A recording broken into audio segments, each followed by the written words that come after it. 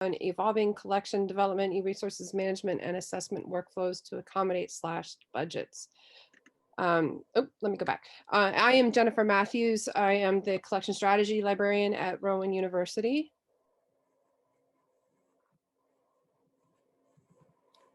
Christine, you might be muted.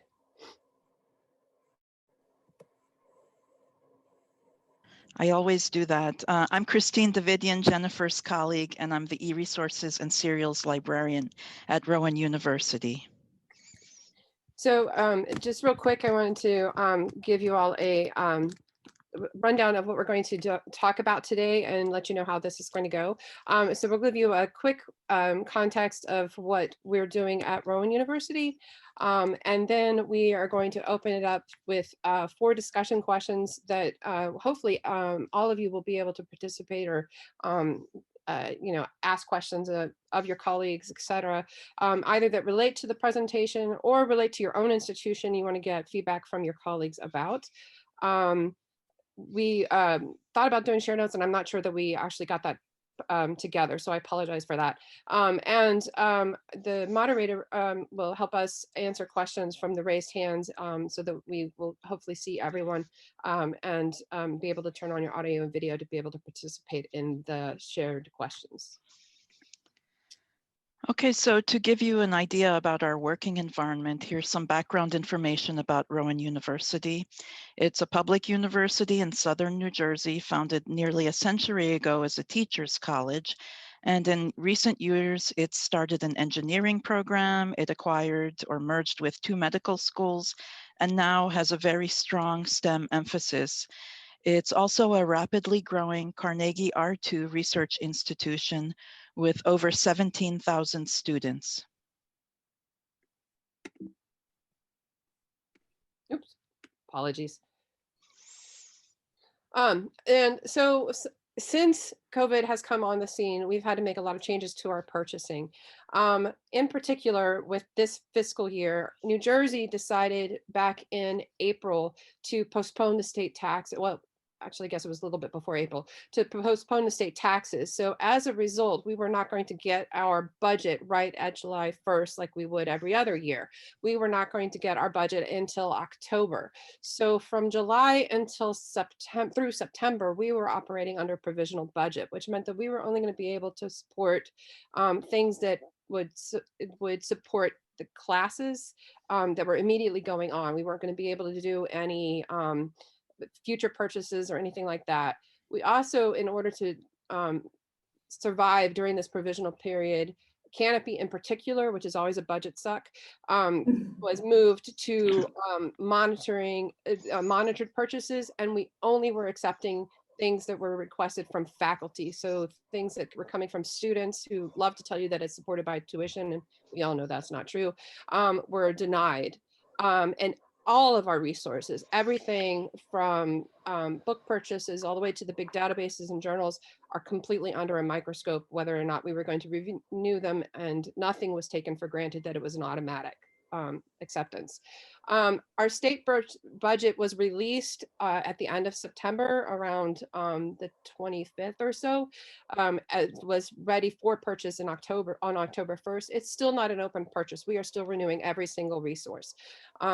And our administration is trying to support our, and this is not library administration, but our university administration is trying to support our current resources. We are having to do a 20% cut. With our changes to contracts in this new environment, we are doing the best, and I'm sure many of you are as well. We are trying to seek as much of a minimal uptick as possible, and we are no longer able to pursue multi-year contracts. I get every once in a while, I can get an exception to that. And in general, in New Jersey, we're not allowed to do those. So that's been difficult because, you know, multi-years, you tend to get better rates if possible. And even though we've always said that contracts are more than just usage statistics, this year in particular, those usage statistics are very critical to anything that's being renewed. The lack of funding clauses in contracts, I mean, they're basically meaningless. So you can have one. We have them in several of our contracts where they say, you know, if the lack of funding occurs on campus, then the contract can be null and void. Our I don't know about yours, but our lawyers on campus basically say that they're meaningless unless the entire university goes insolvent. You can't enforce them. Um, we have to also be willing to dissolve some packages we have, but we have to make sure that we're maintaining accreditation. We have two different disparate medical schools, as Christine mentioned, an osteopathic and an allopathic. We have to make sure that we're maintaining those resources as well as other schools that we have. And we also have to be willing to drop resources, which we've also done. So while the budget wasn't the only pandemic-related factor impacting eResources workflows, it was pervasive. For example, the initial physical closure of campus and move to remote education and work caused an increase in technical support problems reported by faculty, students, and employees who are trying to access e-resources from off campus. Our eResources access model is IP recognition from campus and easy proxy authentication from the library website from off campus. So eResources that our users had easily accessed when they had been on campus due to IP address recognition were no longer available in the same ways from off campus. And as a result, the eResources team spent a great deal of time helping users access these resources. And we were obligated to focus on providing technical support rather than working on any enhancements. And due to the budget cuts, we could no longer assume with any confidence why a resource was not available. It was now possible that eResources had actually been shut off due to delays in payment, due to, caused by working remotely, or subscriptions had lapsed and we were waiting for decisions to renew them or not. So tracking down resources or reasons for lack of access was also time consuming.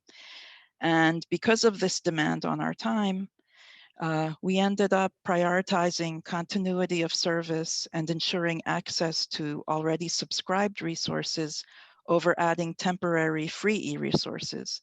We didn't want to jeopardize access to existing paid subscriptions for any reason. And due to the budget cuts, we also couldn't commit to acquiring new resources in the foreseeable future that we couldn't afford. We wanted to avoid a situation where users would become indignant about losing access to highly used resources. So subject librarians curated these temporary free resources from their subject guides. And then in July, all employees other than administrators were furloughed for a week over a 2-week period. And these furloughs were disruptive in that they delayed projects for longer than the 2 weeks during which they took place. The more people who were involved in the project, the longer it took the project to get back on track. And my estimate of the projects I worked on with others was about like a 1-month delay. And finally, as Jennifer mentioned, we were scrutinizing all resources for cancellation. And so the budget cuts also forced us to formalize and document database review and cancellation workflows because while the eResources team had a well-established process of documenting journals for cancellation, and we had an established workflow, we didn't have a formal workflow for databases. They had been canceled so rarely in the past that we never felt the need to document the process. But our budget cuts compelled us to establish and document these workflows. So while the institution's budget cuts added to and slowed down our work, at the same time, they forced us to set up new workflows and make us better prepared for the future. So many of the points here for acquisitions I've spoke to already, but the biggest impact on the budget with the workflows was the different mindsets between the medical schools and the main campus or Glassboro. So when renewals would come in with the medical schools, they would have anywhere from a 7.5 to a 9.5% uptick on their resources, and they would be fine with that. They wouldn't understand why we would need to talk that down. And I would have to try and get them to understand, if we accept that, then when middle of the year or end of the year comes and we're out of budget, are they prepared to have to talk to their schools about something that could be accredited and they need to get rid of because there's no more room? And it's still taking time for them to understand that, and we're slowly getting there. And they wanted to negotiate their contracts themselves, and I was told to let them do that, and they're seeing the downside of having done that at this point. So it's taking a while to get them used to, we can't say yes to everything anymore. So some lessons that we learned. The first is the need to educate colleagues about usage reports and discovery concepts. This spring or summer, when the subject liaison librarians were involved in reviewing databases for renewal and cancellation for the first time, they were genuinely confused about the usage statistics that were reported. And they questioned why the statistics diverged wildly across some databases and content providers, specifically EBSCO and ProQuest databases. The simple fact was that we use the same standard counter database report and metric for all databases, and our Alma Primo discovery system doesn't index EBSCO databases. So in the future, as more colleagues participate in the review process, we need to remind them about counter usage reports and how discovery systems work before we start reviewing resources for cancellation. Another lesson we learned was that unforeseen changes to our university's network policies triggered many additional changes in our library's workflows. Our library recently implemented a zero trust network, or a never trust, always verify network policy. And to make a long story short, what this means is that all users must now access e-resources through easy proxy authentication. This forced the e-resources team to change all of our IP ranges at vendor administrative sites, which, as you know, is time consuming. And it also caused Jennifer to contact vendors and modify IP addresses in contracts. But the workflow changes are not going to stop there. Because all users now access e-resources from a single IP address now, when vendors shut down access for excessive use reasons, access is turned off for all users trying to access or trying to use a particular resource. This happened this summer, and it turned out that it was caused by a faculty member who was doing text and data mining based research, very valid research. And this leads to our next lesson learned, which is that problems users have reported recently have reprioritized our goals. They've made it imperative that we better accommodate users in the nearer rather than the more distant future. In this case, we need to start taking text and data mining based research needs into account in terms of collection development, budgeting, faculty outreach, and start taking steps to develop a text and data mining program, even though we can't afford it right now. Another issue that is that being forced to access e-resources from a library's website from off-campus is counterintuitive to users.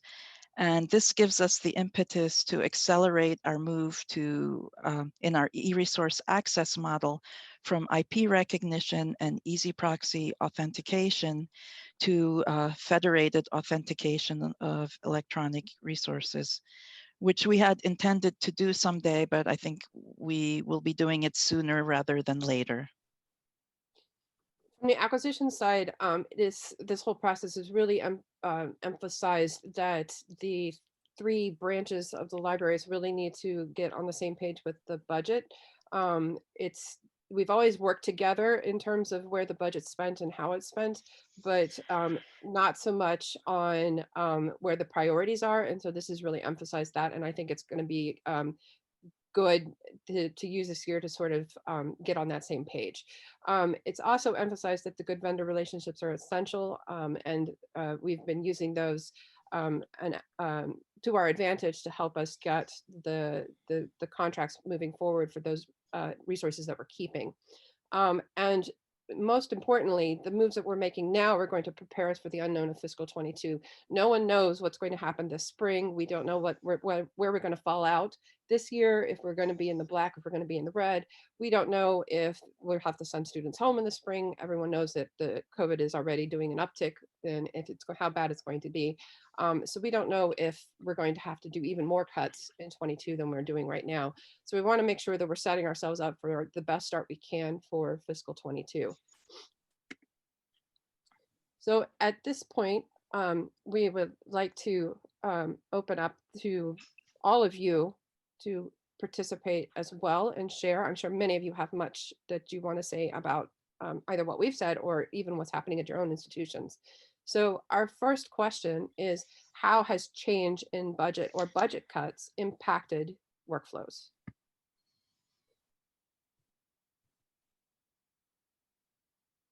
And I do see that there are some chat things, so I will see, will this be recorded? I believe this, it does say it's being recorded.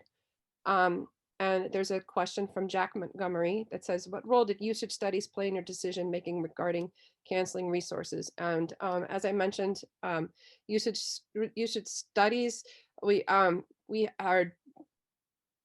haven't done any grand usage studies. We are hoping to do some for like some of our big deal packages, of course, Elsevier being one of them.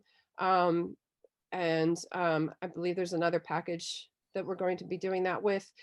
We do not want to cancel any of our big deal packages without having done a lot of discussion with like the medical schools, because a lot of their titles are in our Elsevier package, and the departments on campus that use the materials in there, to understand exactly how they're using those, because we don't feel that the usage statistics show enough of the picture with that package. So we are getting ready to renew that particular deal, and we're going to use the length of that next contract to do the usage studies for that, for instance. We'll be doing it with others as well. I hope that answers your question. Yumi Yaguchi, I hope I said your name correctly. I'm working for Med Library. There are lots of non-counter compliant usage stats, hard to make a judgment sometimes. Yes, we agree, absolutely. But that's kind of also driven by accreditation requirements too. So that informs your decision making, I'm sure. At George Field, we've heard a few discussions about collective action and crowdfunding during the conference so far. How does acting in the public good factor into your decision making when it comes to allocating funds? So we, again, the three libraries meet together, and obviously we consider many factors. We don't just, as I've said, we don't just consider the use of statistics. We consider what's required for accreditation. We consider what's being used by classes. We consider, like not just this semester, how often it's been used for classes, how often it's been requested. We discuss things with the departments. So it's not being made, the decisions are not being made in a bubble. There's a lot of discussion before things are canceled. The liaisons have a lot of discussion with their departments. So that sort of thing is being discussed. We're making sure that, and we've been discussing we have an interim associate provost for libraries right now. There's been discussion out with our university senate, with the deans, and all that sort of thing. So we're trying to be very, very responsible with the things that we're having to cancel. Suzanne Henfield says, can you say more about moving from IP and proxy authentication? Sure. So I'm not sure exactly what you would like to know about that, but so when you do authenticate with IP recognition, you register your IP ranges with a vendor, and when anyone from within that range goes to a specific resource, the vendor knows that that's an authorized user, and that's fine. And usually always the easy proxy IP address is within that range, and so the vendor recognizes that address as coming from an authorized user. But to do that, you need to access the e-resources. To do easy proxy authentication, you need to access e-resources from within the library website, because it's a specific URL you need to, access. And so when someone does this, tries to access a resource from off campus, they're not on that range anymore. And if they're not going through the website, they have trouble accessing and they need to log in and don't know how to do that.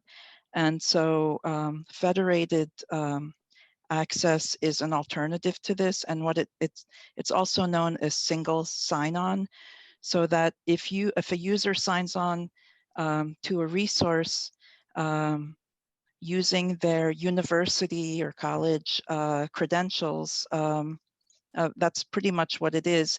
And the institution's IT department basically works it out with the vendors. And it's using Shibboleth, and I believe In Common. We register with In Common, and we let vendors know that our university IT lets vendors know that we are registered with In Common, and that's how we will be authenticating in the future. I don't know if that's sufficient detail, but The next question in the chat, I'm skipping through the comments and just mentioning the questions just for those that are following along. What role does DDA play in your planning? We actually do not do DDA. We try to stick to EBA instead. Just that's our preference. Then Suzanne Hennefield again asked about, she said she's interested in federated authentication. I don't know if you want to say just a little bit about federated, Christine. Well, I think I thought I did. There's a question about Open Athens. If we're doing it, which we're not, correct? Yeah, we're not doing Open Athens because, well, we're used to, we do pretty well managing our own easy proxy configuration. The library has control over that process, so we're fine with it. So then we feel like the university would like to also manage federated access as well. I don't see the other federated question, sorry. She just said, yes, thank you. I'm interested in the alternative you mentioned to IP and proxy authentication, federated authentication. Okay, so I don't know all the technical details, but I know that you register with an organization called In Common. You provide all the technical, like the university IT department does. They provide all the technical details to In Common, and then the library or IT would notify the vendor that we are using federated authentication and we are members of In Common, and the IT department and the vendor would set up access for users to access the e-resources using users university access, users access to the resources. Sometimes if you log into or you try to access an e-resource and it tells you log in using your institutional, specify your institution. And then if your institution is listed there, Usually it means that you have federated authentication, and you click on it, and then that will trigger your university login. And so you log in using your university login and can access, you're authenticated that way as a user. But it involves work between the IT department and vendors and the InCommon network, or and that's why we have been reluctant to go forward with it so far, because right now we're pretty independent managing our IP, our easy proxy authentication. And if we go to federated authentication, then we'd be losing some of that independence, and we would have to, I guess, closely coordinate with our IT department. And we have yet to set up that process. The next is, can the SSO not just be an alternate method for accessing versus the only way? I'm sorry, could you repeat that? Can the SSO not just be an alternate method for accessing versus the only way? I don't know. I don't know that answer. Okay. Then there's one, we moved to Alma Primo July 2019. Do you have any advice on how to deal with EBSCO products analysis? No. Trying to throw it out, throw the baby out with the bathwater. We did a lot of analysis with our EBSCO products to see if there was any way to get them from another vendor like ProQuest or whatever, for things that could be done that way. That's one thing that's one of the ways we tried to deal with them. And now that we have moved to the Common Discovery Index, which Ex Libris uses, I think we don't need to deal with alternative, oh, I forget what it's called. We don't need to specify alternative coverage through the discovery system. It's done automatically, and I don't know if that improves access to EBSCO, EBSCO resources or not. But it's a more automated way of accessing EBSCO resources through discovery. Then there's a question from Natasha Cooper. Can you share more about database review process and documentation? So we were going to do this prior to COVID for anything that was any of our databases that were new. And we ended up expanding it to everything. And so we took everything that was that we considered a database, and we were looking at cost. We were looking at usage. We were looking at how it was being used. We were having the liaisons talk to the department as how it was being used. Like, so usage as in how we thought it was being used, and then the liaisons checking to see how the departments were being, were using it. And then the liaisons filled out a form with that information. So, and then the liaisons gave their opinion about whether or not it should be kept. And then once they did that, it was all compiled into a Google Sheet, and it was shared then broadly with the entire subject liaison group. And then they were able to give input whether or not something should be kept or not. So if they saw something and they didn't agree that it should be removed, they could provide their input. And then it was, I think the things that were weighted low were then pulled to be reviewed by the library administration. Is that right, Christine? Yes. And all of those were then pulled out from that list. It was gone over again. They asked the liaisons again, and those were the things that were ultimately marked for cessation. And now those the items that are to be removed are listed on a spreadsheet. There's a schedule of when the subscription expires, and that's when I remove them from Alma and our A to Z database list. Right. Elmon asked, was the process of moving to federated authentication smooth with all the vendor platforms? We haven't actually implemented federated authentication. That question would be no. Let's see.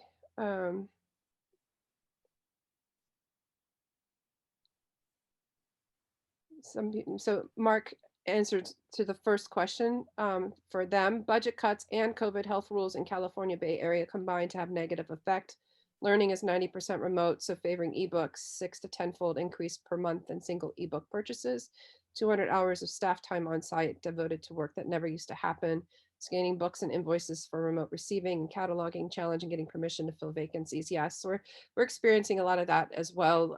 We are the campus began mostly remote. It's moved to, they've given permission for more on-site, but most of the classes are still remote. So, and all of the faculty in the library are still 100% remote to make sure that the students have more access to the building because the building has a 25% capacity limit.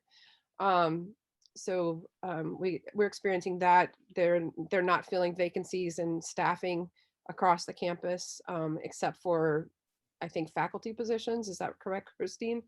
And Correct. they only just opened the position for our vacant associate provost for the library's position. So that's at least promising, but you know, they're very limited in what things they are filling. But Christine and I both have needs of staffing needs that we do not anticipate getting filled at any time right now. We're kind of a skeletal staff with osteoporosis. We're afraid of, you know. Yes, absolutely. So we definitely feel your pain out there in California. Let's see. I'm trying to. I'm skipping again. I'm skipping through just general comments, trying to find the questions, and also trying to be mindful of the time as well.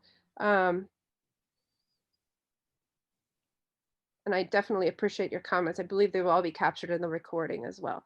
How long did the review process take? So we started the review process in, I want to say, was it in April or May, Christine? I think maybe April. Because again, we were starting it originally for those ones that were just only a couple years old, and then we had to ramp it up because of COVID.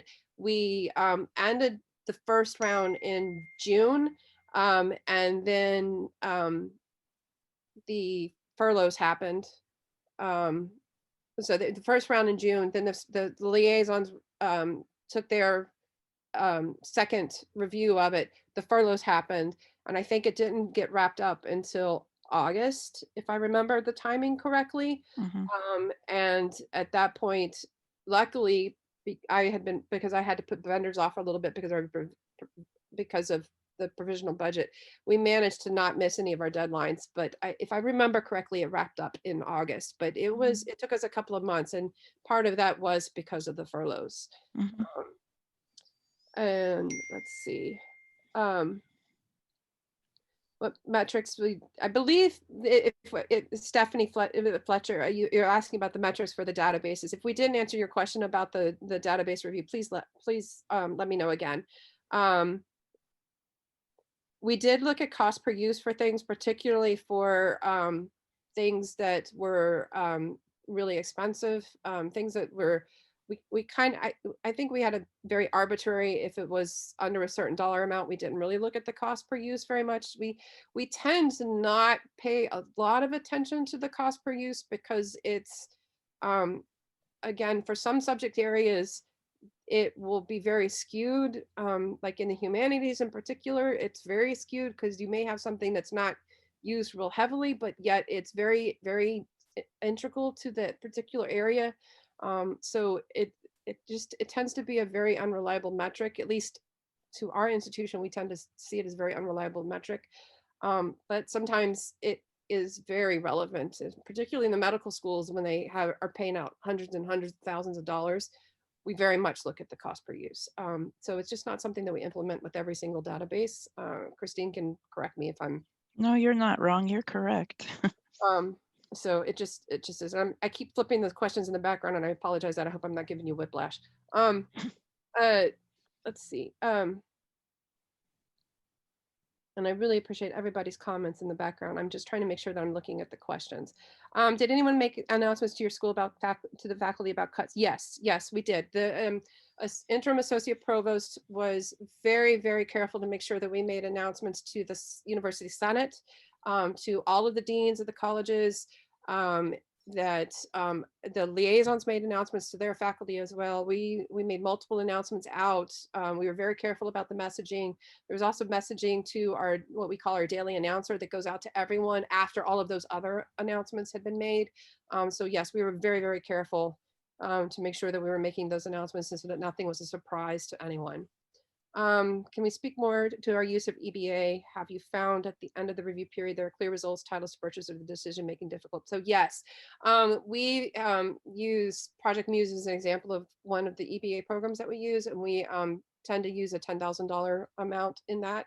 And it has been very clear. It has been very easy to do the purchasing, and we have gotten really good results with it. And the titles, it tends to be less arbitrary. So, like with PDA, people go in and they'll randomly click and you'll get all sorts of different things that, somebody may never use again, right? With the evidence base, it's very clear that that those random clicks that are at the bottom and you don't want them. And the things in the EBA, you're seeing things that have, hundreds of clicks, and you're definitely going to want to spend your money on them. And if you don't want them, you don't have to put your money towards those titles. You can buy something a little bit lower that maybe that there's a class coming up instead. So it's kind of nice because you can actually direct the money where you want it to go. Let's see. It seems like humanities are significantly cheaper than many of the sciences, so even though less requested cost per use is representative. Yes, absolutely. And so we have 8 minutes. So let me just go through these other questions in case it may spur some other comments from anyone. I really appreciate the comments and questions from everyone. So question 2 was, how have you had to change your purchases? If you so, have you had to change your purchases? If so, how have you had to do so? Our question 3, was how have you had to modify your contracts in terms changing? And question 4 was, how have you been dealing with this internally? And many of you have been talking about this or commenting about that. And I want to get to our last slide that has our information on it, so that if you want to reach out to us about anything, that you have our information and are able to do so. I also want to, before I forget, to thank Alicia Wilson Metzger, who's been moderating for us in the background. And so just a hands out back to her before we leave, so that to say thank you to her as well. But please, other questions or comments about any of those or anything else that's on your mind, we do welcome that. Anything.